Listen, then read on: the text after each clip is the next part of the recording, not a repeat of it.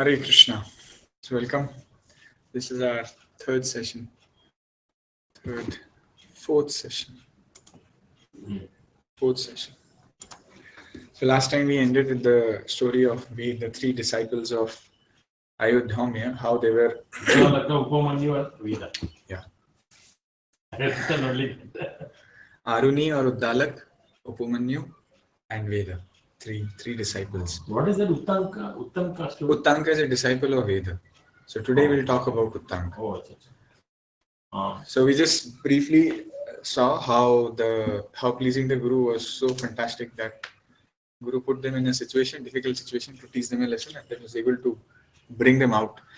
And the blessings of following the orders of Guru was amazing. They were all bestowed with knowledge of the scriptures.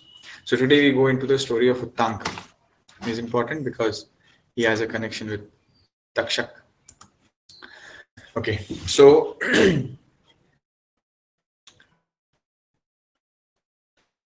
Veda, the third disciple of Ayodhya, after he graduated, he entered Grihastha Ashram. And sorry, this Uddalaka, what was the story?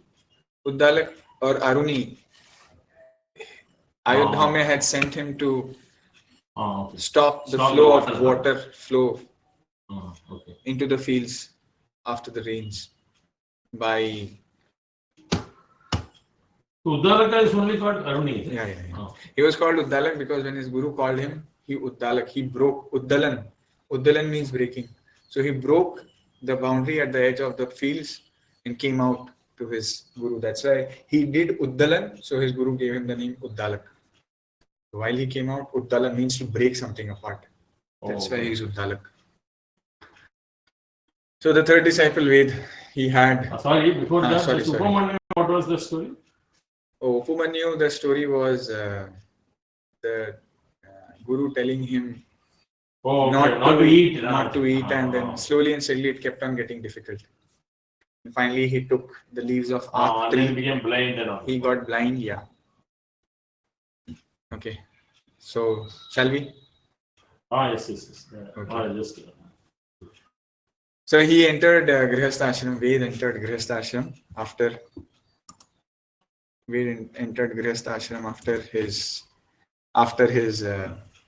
after he graduated out of Ayodhya's Gurukul, and he had seen the difficulties that disciples have to undergo because of being at the place of their guru. So he did not want to trouble his disciple as much. So that was his character, his personality. Veda. He didn't want to trouble his disciples that much. So what happened was this Uttanka was one of the disciples. King Janmeja and King Paushya, they were also the disciples of Veda. Okay. Now, for some reason, one day, Veda had to go out, had to leave his house, had to leave the Gurukul and go out for some work. And while he was away, a bit strange story, but his wife entered her periods. Rajaswala, she became Rajaswala. And that was, or not her period, or she entered the time when she was very fertile. Okay. So someone had to. What is the name? What? Rajaswala. When you enter your period, when you are in your period, you are Rajaswala. Draupadi was called Rajaswala when she was pulled into the Sabha. So she was. He was told by his guru that you manage the household while I am away. So while Guru was away, Guru Patni entered her seasons, and all the ladies in the Gurukul, they said that now is the time that she should beget a child. So why don't you do it? So he said, such an abominable thing. How can I even imagine doing that? He said, absolutely, forget it. What are you saying? I mean, he did not like it. He did not like the idea. He said, it's nonsense. I'm not doing it. It's very abominable. So he did not do anything. The Guru came back. And once he came back, he was very happy to hear that his disciple did not do something. So I had a question why this was. That is considered a big offense, right? Generally in the offense list. Yeah. So it was a bit surprising why this was done. But anyways, he was very happy and he said that now, anyways, your studies are over. You are free to. Can you just switch that? Oh, okay, wait. Can you just Not can you. You can now go home. You're done. Uttank had considered this to be very abominable. That's why he had refused. And Guru was happy. He said, now you are done. You can go. So Uttank said that I'm extremely indebted to you. I would like to give some Guru Dakshina. So please tell me, what can I do for you? He said, go and ask your Guru Mata. Whatever she says, you can get it. So he went to Guru Mata. Now before that,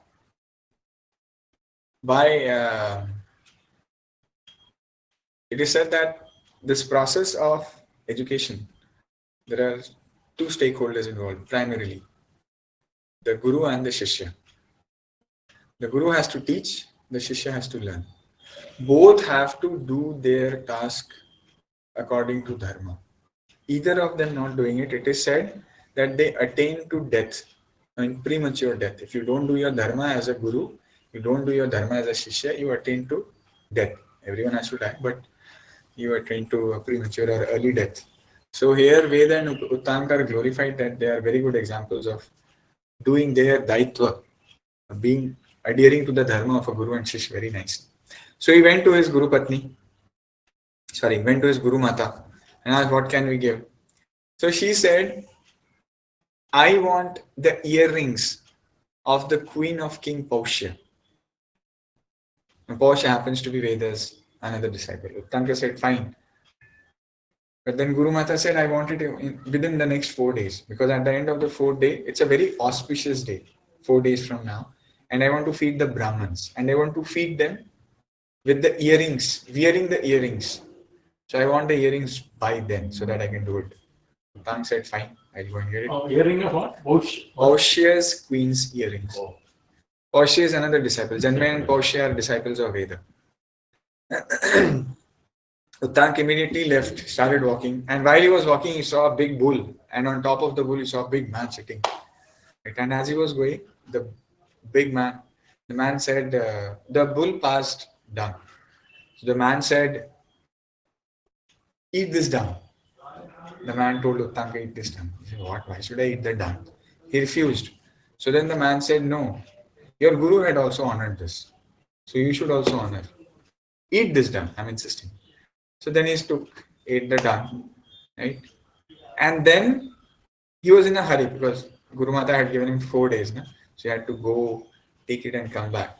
So he did not prauchkalan, cleaning oneself after doing something. He did not do it properly. So he was in a hurry. He just did some achman and just started walking. So it is said that he did achman while he was standing. Right? I was hearing one lecture, one sannyasi was telling that if you do achman while standing, you immediately you immediately become a Shudra if you do that. Do it that way. Now there is a lot of context why you sometimes have to do, why you should not do it at all. But achman also, if not done properly, it's very bad. After eating, cleaning is so very important. Now there is a hell lot which will happen because he did not clean himself properly after eating. That is the importance. You honor prasadam, you think that you have honored prasadam, you've done something nice because you have taken prasadam. But not cleaning oneself properly after honoring food. This whole story is because of that. His whole story is... He has to go to Yugal Shyam Prabhu. So he has to clean himself properly, and he did not do that. And he did not do achman. It said that if you eat, clean yourself, and if possible, do achman. He did not do it properly. Anyways, he reached the kingdom of King Paushya, and he asked Paushya that I have to give Guru Dakshina and I have come for the earrings. The king said, fine. He was very happy to receive a Brahmin. He said, you can go to the queen's quarters and you can directly ask her for the earrings. He went and did not find the queen anywhere. He was a bit angry. Telling me to go and fetch it from the queen. The queen is not. He came back. Where is the queen? I didn't see her. He said, and it's very important, because you are impure and you have not washed yourself after eating, that's why the queen was not visible to you. Because she is very chaste, she is not visible to impure people, impure men. So one lesson is for our children, for boys and girls both. So being easily accessible and visible to impure men, more for girls, being easily accessible and visible to men, impure men, who are impure in their thoughts and their actions, is a sign of a lowly or ordinary woman.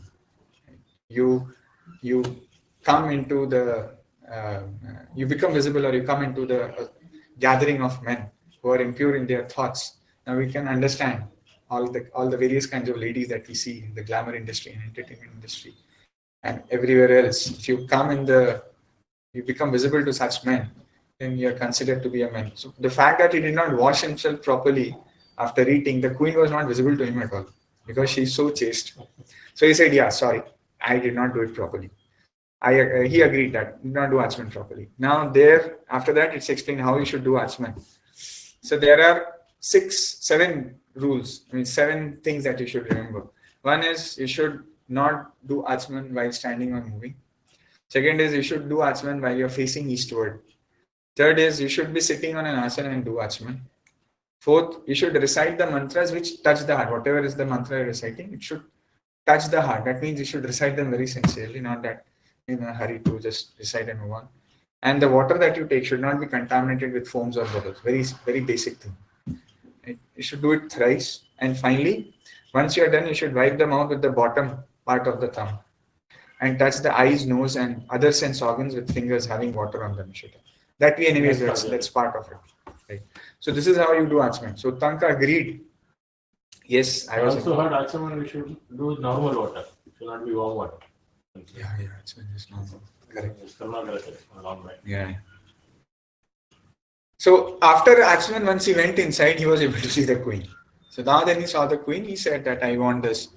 She was also very happy. She immediately gave her earrings, but she gave a warning. He said that this Takshak is also behind these earrings. So you have to be very careful on your way back to your Gurukul. Because Takshak may do something. He's a Mayavi kind of person. So just be careful. So Tanka said that Takshak, I need not fear Takshak because he dare not do anything to me. He was kind of overconfident, but something will go wrong.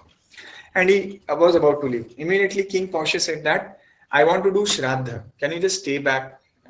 After Shraddha, I want to feed Brahmins. I want to feed you also. He was in dual minds, but he said, okay, fine, I'll stay back. Agreed to stay back. And he said that if you serve, please serve pure items when you are serving after Shraddha. So the king agreed. He was served some food to eat. As soon as the food came, now Tank became very angry. He said 2 things. First, the food is cold. That means it's not cooked. I mean, it was cooked some long time back. And second, this has got hairs in it. This is impure food, and I curse you that you will become blind. The king will become blind because you have served me impure. I told you, serve me pure food. You have served me impure food. I am cursing you to be blind. The king also became very angry. He said, what impure? There is not at all impure. So I also curse you. You're calling pure food as impure, so you will be childless. So Uttanka said that it's inappropriate to curse because this is impure food. I mean, why are you unnecessarily cursing? So after that, he told that the king should check. So the king checked and he got to know that the food was actually cold because it was cooked a while ago. And it was cooked by a lady who had not covered her hairs. Because of which there was actually a hair in it. So he realized that it was actually impure. So 2 things over here. How not to cook food. Like in any impure state, you should not be cooking. With your hairs kept open, you should never be cooking. And how not to serve food. Food should never be served cold. This we have heard many times from Prabhupada. Right? Before, I heard once from Radhanand Maharaj also. For Brahmachari Ashram, buckets were kept. So Maharaj just came and just touched all the buckets. It should be hot. If you're serving, it should always be hot. It's actually considered to be impure. So you're serving cold and it has got here. Madhaprabhu once said that contaminated food, if you honor, it actually nourishes the Rakshas. And specifically here, that's why you should not pick up from the ground and eat. Prasadam you may, but typically you should not because it may hair may get into it and then it's food for the Rakshasas. So the king apologized and said that I made a big mistake. It was impure, but I said, so what's the way out? Utang said that you will become blind because I have cursed, but you will regain your vision after a few days. So don't worry. Utang said, now you also take back your curse. Now, very beautiful things. He said two things. He said, I cannot take back my curse. Why? Brahmins may have a harsh tongue. I mean, they may speak harshly sometimes, but actually their heart is very, very soft. So you could easily take back. But Kshatriyas, their heart is very hard, even though they may speak softly. So as a Kshatriya, I find it very difficult to control my anger and take back my curse, even though I'm speaking very softly. So it's difficult. Hare Krishna. So I find it very difficult. So a character of Brahmins, soft heart, but they may speak harshly. Kshatriyas, they will always speak very nicely, but their heart is very hard. So I cannot take back. Uttang said, no problem. Your curse is actually nullified. Why did you curse? Because you felt I am calling pure food as impure. But that was wrong. It was impure food. You also saw that. So your curse is nullified because you cursed for something which was untrue. So your curse is also automatically untrue. Oh, okay. So then both were happy and then both of them went their own way. So one lesson is the character of Brahmins and Kshatriyas, and one lesson of how to cook and how to serve. So after this, both of them went. Now, as he started walking, he saw that there is a naked ascetic following him. And that person kept on appearing and disappearing. No class or individual meeting? No class. Everybody's coming. Oh, yes. Gopal is there in the group. There was a poll in the group. Gopal did not say yes. I don't know. Thanks, sorry. No, that's okay. That's right. He constantly kept appearing and disappearing, that Kshapana, that ascetic. He was not wearing clothes. Uttang also did not give a lot of attention. He kept on walking. Now, while he was going, he saw a water body. Right? So when he saw the water body, he removed his clothes, upper cloth. He removed the earrings, kept them aside, and he went into the water to do Shaucha Snan, Achman, Sandhya Tarpan, all those things. And meanwhile, the ascetic, he came and he took the earring and started running away. So once he finished everything, he came out and he dressed himself and saw that the earrings are not there. He became very angry. He realized that it's the ascetic who has taken it and ran away. He started chasing. Finally, he caught up with the ascetic. Once he caught up, he was about to catch him. He changed the form, and that ascetic was actually Takshak. He took the form of a snake and immediately went inside the earth into a hole. And he went to Nagalok, Takshak.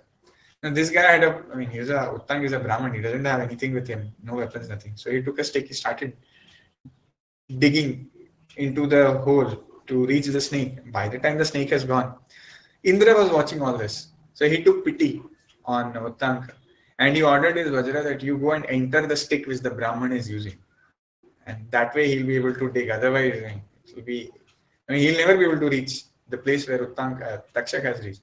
So Vajra entered, and then when he took it and hit, it opened up the road straight to Nagalok. So he went over there. He went to Nagalok. Right. Once he reached Nagalok, he was stunned by the beauty. It's a very beautiful place. Nagalok is very, very beautiful. He saw that there are many snakes. Jewels and all. Huh? The jewels and all. Yeah.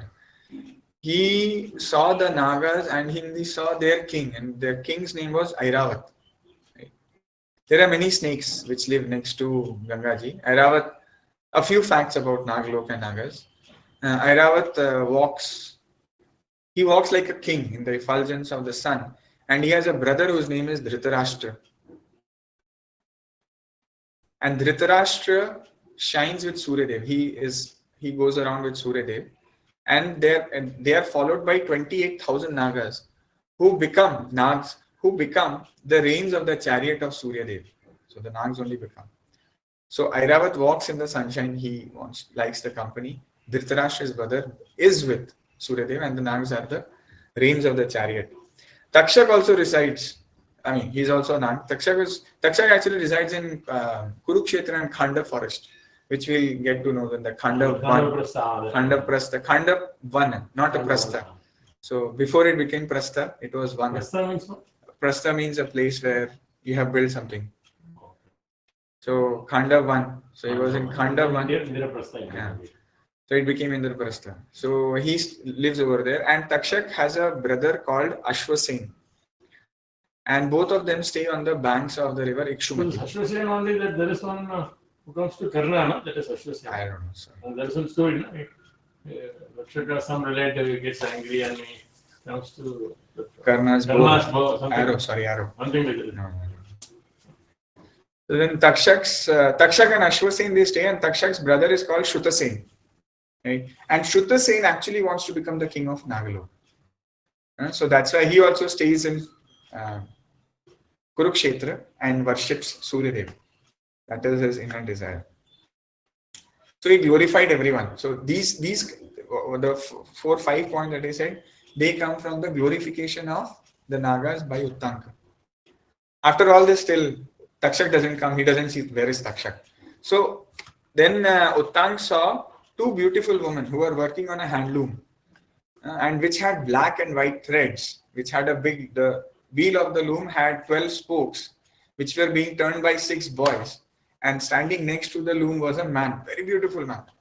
And next to the man was a very beautiful horse. So he started offering prayers.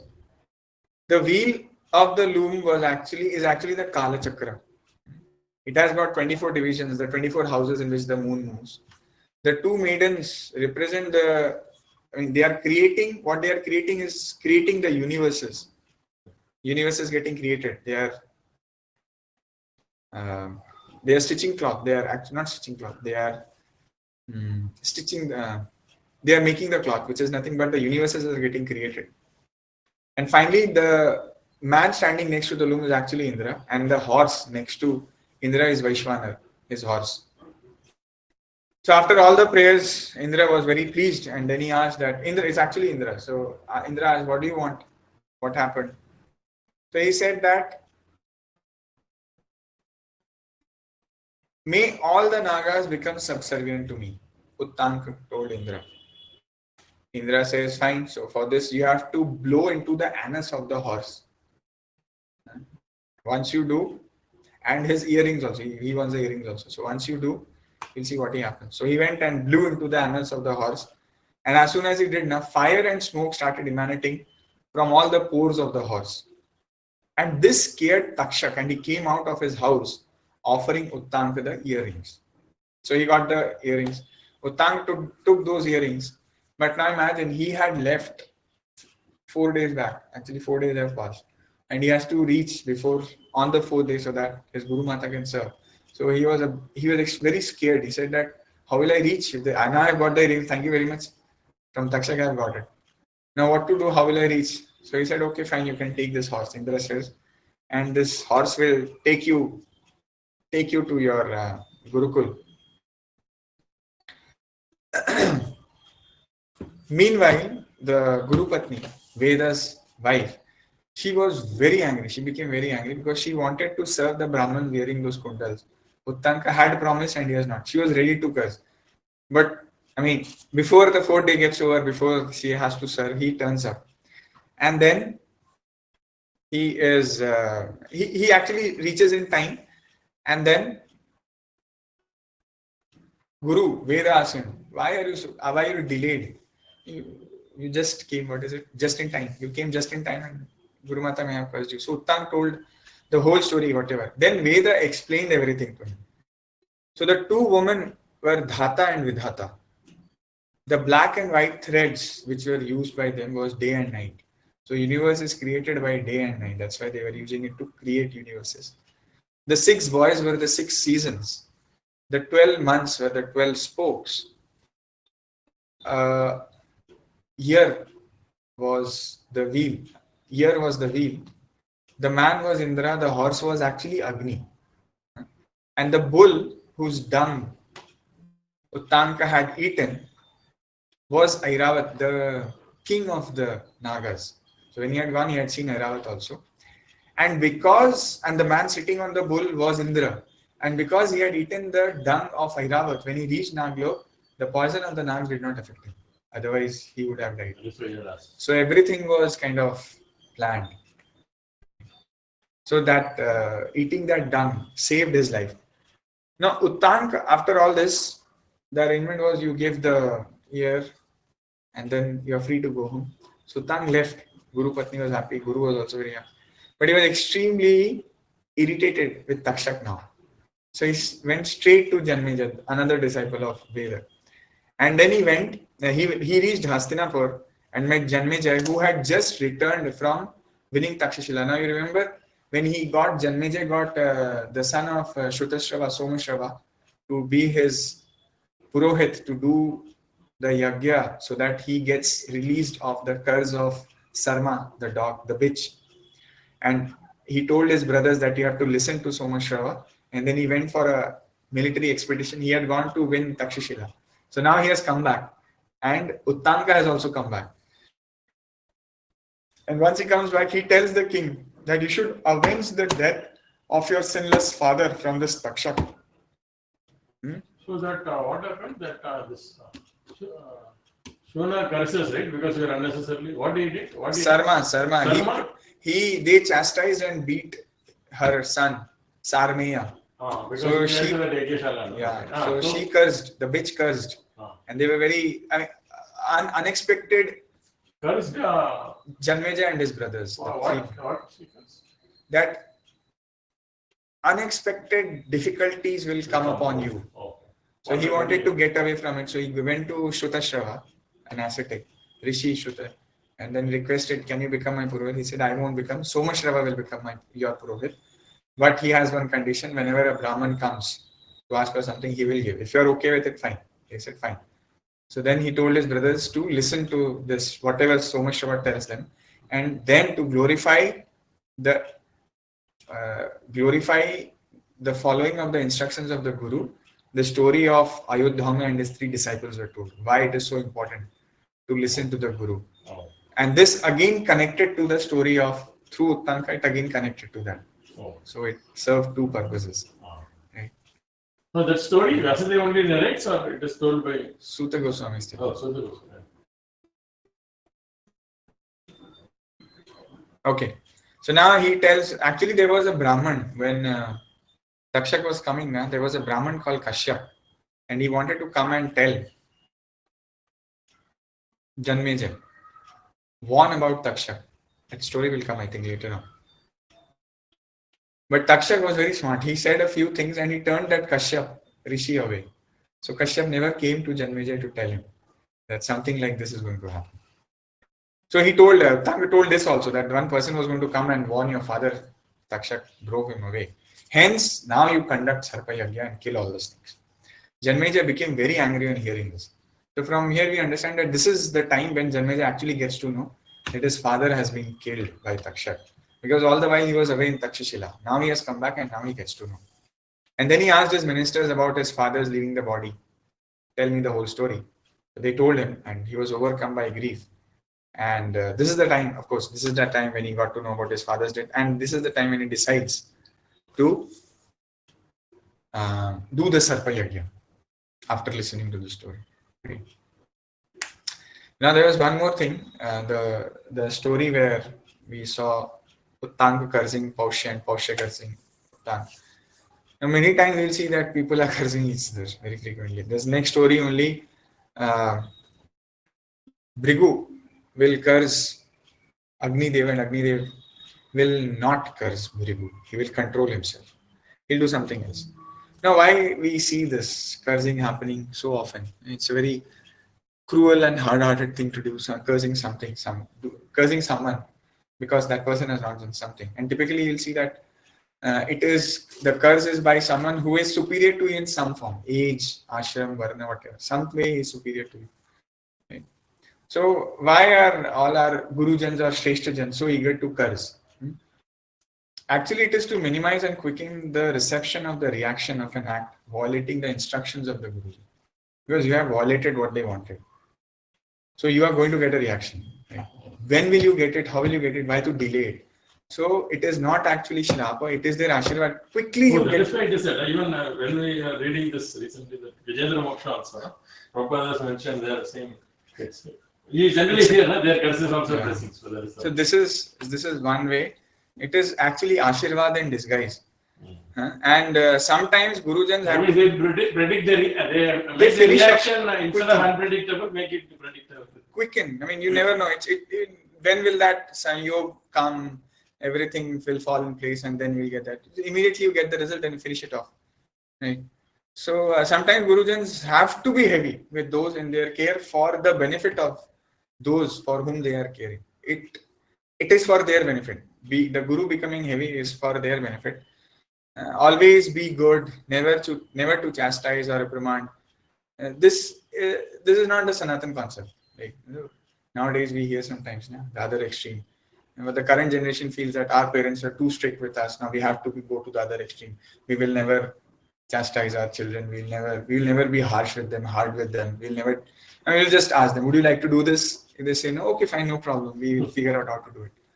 Right? So this doesn't seem to be a Sanatan concept. Sanatan concept doesn't deny that punishments are given. Curse is kind of a punishment. Yeah, because there is always obedience, respect is given importance. That means the other side will has to be. There is disobedience, there has to be something. There has to be there. So this over magnanimity or overflowing love and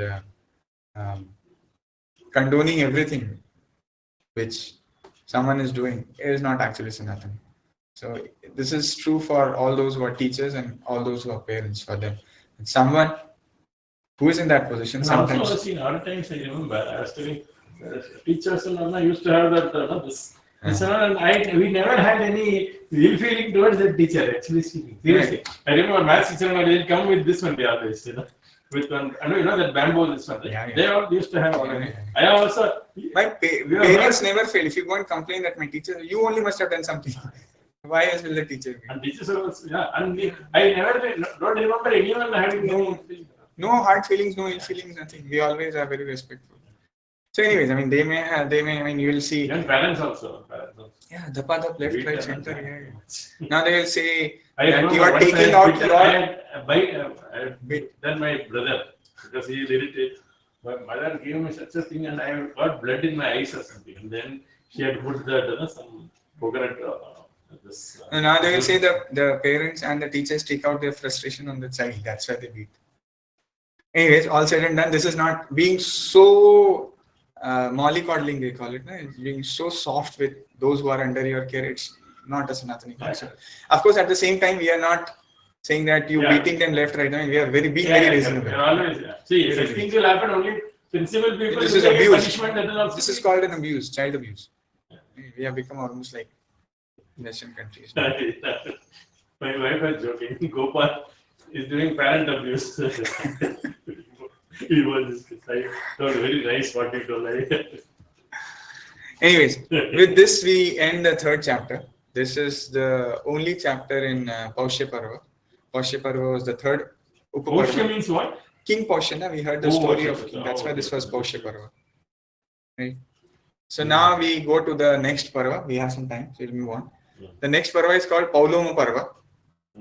And this is the first chapter of Paulom Parva, and there are only 12 shlokas. 12 verses in it, shlokas in it. And this name of this chapter is called Katha Pravesh. There are two things which happen. Suta Goswami is being requested to recite stories of your bygone days. Yes, is being requested. And one of the other day we were talking, like your sanskars give you the daitva bodh of to be a parent, abhibhava, and your kaushal is necessary to fulfill that daitva. So daitva, dharma, sanskar and everything along with kaushal. Otherwise, with all good intentions, you will not be able to do your job well. Now over here, surprisingly, Suta Goswami is glorified that he is an expert in telling stories. That is a kaushal, not everyone. Actually, you know how dharma is protected in Yaksha Prashna also, right? expertise only. Expertise. That's how it is. You need expertise. Otherwise, yeah, correct. So otherwise, you'll not be able to protect the dharma of a father. You know, he was telling that Venkatesh, this Dr. Venkatesh was telling, he was working in 24 hours duty. Morning 8 to, sorry, Yeah, you heard that. You heard that? What in English? SIP, SIP. Oh, that also he said. Yeah. Guru told how you can do that. Yeah. So, I mean, I found it a bit surprising that one of the qualities of someone who's going to speak Mahabharat is that he's an expert storyteller. So, it is important. Sometimes you may have heard the story, that there was a brahmachari was singing on some festival. So, the main festival timings had not yet come. So, he was singing. Govind Prabhu tells the story. So, when the time came, and he was thinking, he was not a very good singer as such with a voice. Very good voice. He was singing. And then at some point in time, Maharaj told that you tell someone else to go and sing. He was a bit hurt. Sing with feelings, with devotion. He said, yes, it is important. But then when guests are coming, people are coming on a festival, that ability and skill to sing is also important. Right? So that cannot be denied. How best to serve that? How best to serve, yeah. So I found it a bit surprising. He is a very good storyteller. That is one of the qualities of Suta Goswami. So the others, Sonaka Rishis, they glorify. Yeah, they are glorifying. They tell two things. One is his kaushal of being a storyteller, and second is he's a great scholar of Shruti and Smriti, which includes all the Puranas. And he is well versed in stories. So he knows everything. All these are all stories only, right? So he knows all those stories, Shruti, Smritis, everything. Shrutis is less of story, Smritis is more of story. But he knows everything. So once you have read everything, all the Puranas, then you can come and speak on a subject. So all the other things are also important to speak on a specific subject. Those things are not ruled out. Upanishads are so many stories. No? This disciple means it has stories with a lot of because the Vedanta Sutra is all about Upanishadic statements only, analyzing them. That's all. Correct. Atha Pravesh. Just a second, my notes just got something went wrong.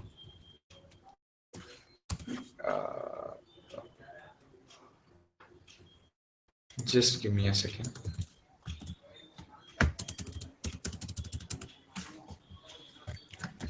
Sorry for this break. He has given 3 days Yaksha Prashna, very nice it is. Germany has amazing. I heard. All the office and all this.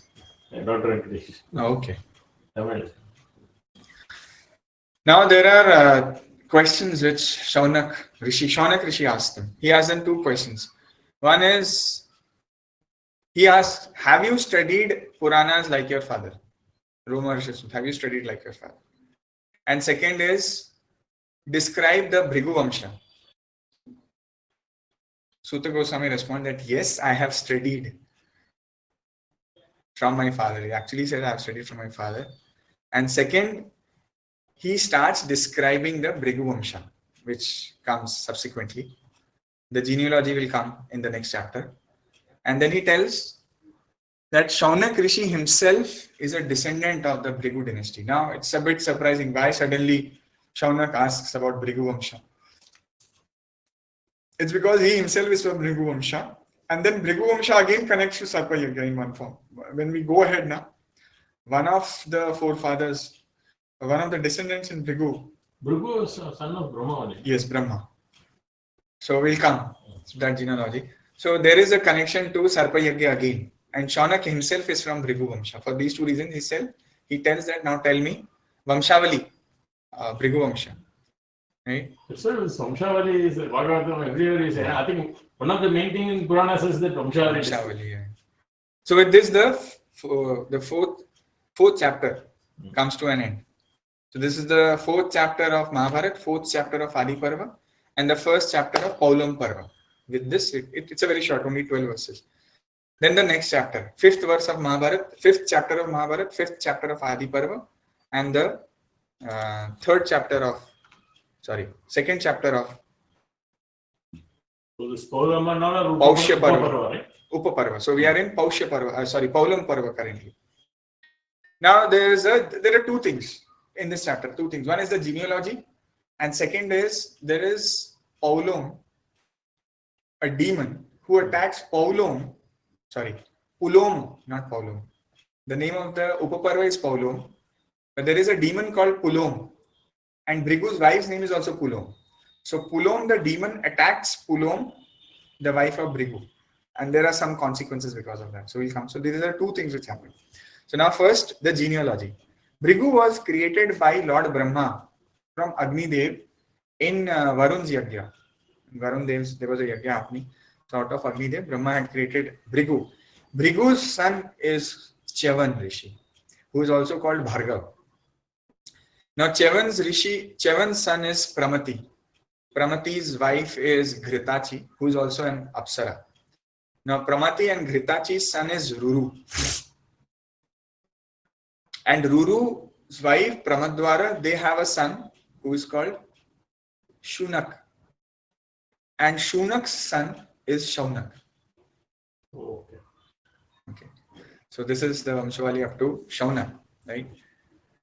Very briefly, more details will come subsequently. But now, Paulom, the demon, attacks Paulom, Brigu's wife. Now, what had happened is, once Brigu Muni was away, and then Paulom demon came to Brigu's ashram. He knew Brigu is away, so he came. Now, what had happened was, once when Brigu's wife, before marriage, she was a young girl. That time, once, his father was very angry with Paulom, and he said that, just like we sometimes scare children,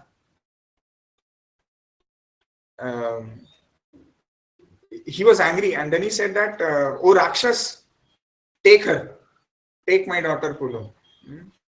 Now what had happened is, Paulom demon was standing next by, and he heard. So what did he take it to his Kanyadana? So the father of the girl is telling, "Oh Rakshas, take my daughter." So he mentally now accepted Paulom as his wife. The Paulom, the demon, accepted Paulom, the girl, as his wife, right? But later on, when she grew up, she was married to Brigu.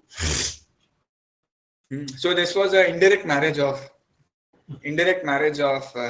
Paulom the demon with Paulom the lady. Now there is a small learning over here. Sometimes we scold our children, right? Do this, otherwise someone will come. We don't really know. Sometimes such subtle bodies could be present all around, and that may impact. So we have to be very careful. Even casually, we should not be talking about us. Not seriously, but casually also not summoning such undesirable, subtle-bodied beings, because we never know. They may actually be present, and then they may trouble the child. So it's a parenting concept. We should not be saying such things very casually. We never know. Some spirits could take it seriously, and then our children will be in trouble. Right? So this casual statement by the father must have also not thought this is such a serious thing. So what had happened was, Paulom accepted her as his wife, and then in his mind, later got married to Brigu. Now, Paulom repeatedly asked Agni Dev. Once he came to the house, Brigu is not in, he asked that, who is Paulom's wife, Paulom's husband?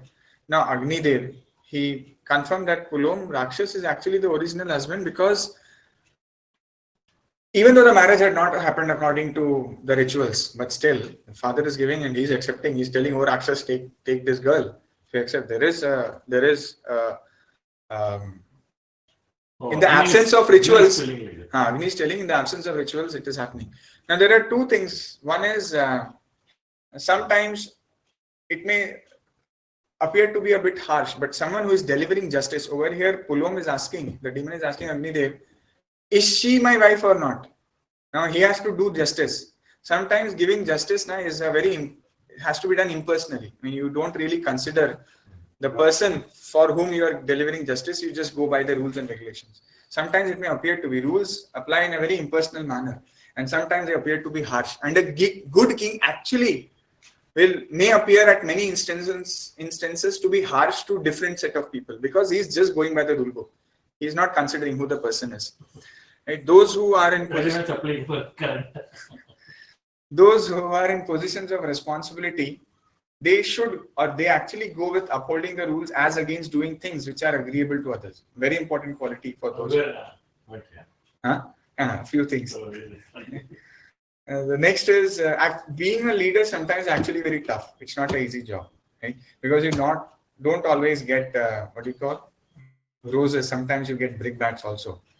Not everyone likes all the decisions that you have taken. And it is also said that a true leader actually doesn't satisfy everyone always. If you're always satisfying everyone, then there's something wrong. You're not a good king. So Agni Dev definitely knew. A Rakshas is asking. He's a Rakshas. If I tell you, I know what his intentions will be. What all can he do? Right? Still, if he has to be just, he has to be just. So he said yes. Even though there were no rituals, she's your wife. Now another perspective over here is a counter perspective. What is Shreyas and what is Preyas? One should not be overly attached to actions without considering. Govind Prabhu tells in the case of Bhishma, before he took the vow, without considering the consequences in near and distant future. Immediately, father is satisfied, consequence. I mean, what happens in the far away future? I mean, he's kind of creating a very complicated situation. Right? He's thinking, I'm a very good son, I'm doing what my father is telling. That is in near future. But in distant future, prayers also he should think. And the impact of the extended Vyakti Vishesh, Parivar, Samaj, Rashtra, Sampurna Manav Jati and Srishti, and then take a decision. Someone who is at the position of Bhishma, his making a decision is not an ordinary decision. So it goes beyond your Vyakti Vishesh. I mean, your Vyaktitva, it goes beyond your Vyakti, it goes to Parivar, it goes beyond Parivar to Samaj, beyond to Rashtra, then to Sampurna Manav Jati, then Srishti. Everything is, I mean, they are very powerful persons, right? Sometimes we even in our current day, sometimes we hear the way the Prime Minister sometimes speaks, or someone who's a diplomat, the foreign minister. They have to be very measured because whatever they say or do, it's 145 crore people will get impacted. Not just that, those who are outside the country, so many people will get impacted. You have to be very careful with the decisions that you take, right? And Agni Dev is speaking the truth because one should speak the truth. When on oath in front of fire, now he's fire himself. You take oath in front of fire, he's fire himself, he has to say the truth. Is less important when compared to the action which the Rakshas would take on hearing the truth, right? So, I mean, these are two opposing forces. As a leader, you have to do just. At the same time, there is Shreyas and Preyas. You see what will the consequences of saying whatever you are saying. Right? There is a story, when Brahman told the thieves where the cow had gone because he's had to say the truth. Why are you telling the truth? What will happen if you say the truth? Right? There is a definition of Satyam. Satyam definition says Satyam Bhuta Hita Prokta. This comes in many places. That means Satyam means it should be Hitam for the other. That is what is considered. But Brahman example is opposite. Factually or information wise, Satya is different. Truth is different. Here we are talking about something different. Right? And an unprotected lady being harassed on listening the truth is not worth telling the truth. He's a Rakshas. If he understands what is truth, what is he going to do with? And her husband is not there. Now, if you say the truth, so Agni Dev may have done something differently, but the point is, this is just in hindsight the lessons we are taking, but he did not do actually that way. And that is that. sorry? Satyam Bruyat, Priyam Bruyat, Na Bruyat. Bruyat, Satyam Apriyam. That's it. Priyam cha Nandritam Bruyat. That means just don't tell untruth also. So from that perspective, it is also. Yeah. And then the last is Shatam Shathe. The personality to whom such high moral standards are displayed is not worthy because his nature does not change in the face of high standards of moral behavior. There is no point, right? It is said that there were codes of conduct even during wars in earlier days. Now there are no codes of conduct because the wars are fought very differently. And again, two nations when they are fighting, for example, India and Pakistan, they are doing something. Let's say they are doing something with the water in the state of Jammu and Kashmir. And you'll say if they play around with the water, people are going to get impacted. Now that nation is like that. Right? Someone will say the people who are ruling, they are different. They are wicked, they are crooked, but the people are not. No, it's not like that. The nation is, Rashtra is considered to be made up of people. They have the power to overthrow the rulers if they decide to do it like that, but they are not doing it. So you have to suffer the consequences. That countries like that, you deal with it that way. There is no point taking a moral high ground in front of a person who doesn't value or understand it. You only will be at a loss. Right? So these are the two things. This chapter actually ends. Agni Dev says, yes, you are the rightful husband, even though there was no ritual at the time of marriage and Rigu got married second time. But that's it. So with this, now what happens? What does Paulom do? I'll stop over here. The next chapter. It's very interesting. Super. Climax here, stop. What has happened? Paulom Parva. Yeah. So the next chapter, the third chapter of Paulom Parva, it will be the sixth chapter of Mahabharat, sixth chapter of Adi Parva, and the third chapter in this Paulom Upaparva. Okay. So we'll finish the story next time. Any questions or? Wonderful. Yeah. Interesting stories, yeah? Amazing. Actually, in our thing, I don't know, yesterday devotee had asked, someone had asked, some friend had asked, there are 10 commandments in Christianity, is there anything equivalent in Hinduism? I was thinking, what? For everything, you need not get some equivalent. So for us, not be equivalent. Ours is much more. We have so many tens, not tens. We have so many lists like this, right? Prabhupada had once said that. Prabhupada had said, or I'm forgetting. Basically, what I was thinking was, see, actually, our dharma is quite contextual, very much. No, if you say what is dharma, what is dharma, just define. So dharma, you have to give the context, and then I'll tell the dharma. For whom, in what context, and then there is dharma. Very context. At the highest level, I mean, there is Jiva, there is Bhagwan, there is Bhakti in between. We are supposed to be serving him and supposed to. I mean, this is the highest. But does it make sense in all context or definition of dharma? It doesn't. So you give me the context, you give me the person for whom it is to be defined, and I'll give you accordingly. Right. At the highest level, we can end with this. I mean, that's it. No, a lot of things like this also. No? Even the Satyam, there is another story. He only tells that. I heard even of Shubhavila Swarup. I think he must have heard. I don't know. So there is a story where the fishes, they tell what exact story. Someone hides, Agni or someone hides, and then fishes are observing, and someone is chasing behind. Fishes tell them that is the fishes are cursed that they will. That is the story like that. They will be caught. They will also be caught by others. Oh. That is a Puranic story. Okay. So there they said also, even if it is Satyam, you should not. If it is not, you should not tell. Yeah. It's very important. He was hiding. I forgot exact story. I think Shubhavila Swarup also recently I saw that. There was a short video about this. Not tell that. You can make so many short videos out of these stories of Mahabharat. We should stories. Actually flood. Shubhavila Swarup book Govindan was reading daily. He keeps on telling me something. Timeless stories, some wisdom or something. Some 80 stories, something. He keeps on reading. He has 4 or 5 books in that series. That series, that's one book, but there are 4 or 5. Anyways, we'll end. Dhanyavad. Hare Krishna, Krishna Krishna, Hare Hare, Hare Rama, Rama Rama, Hare Hare. Mahabharat Mahagranth ki jai, Ved Vyas Bhagwan ki jai, Ganpati ji ki jai, Srila Prabhupada ki jai, Nitai Gaur Premanande, Hare Hare. Dhanyavad. Hare Krishna.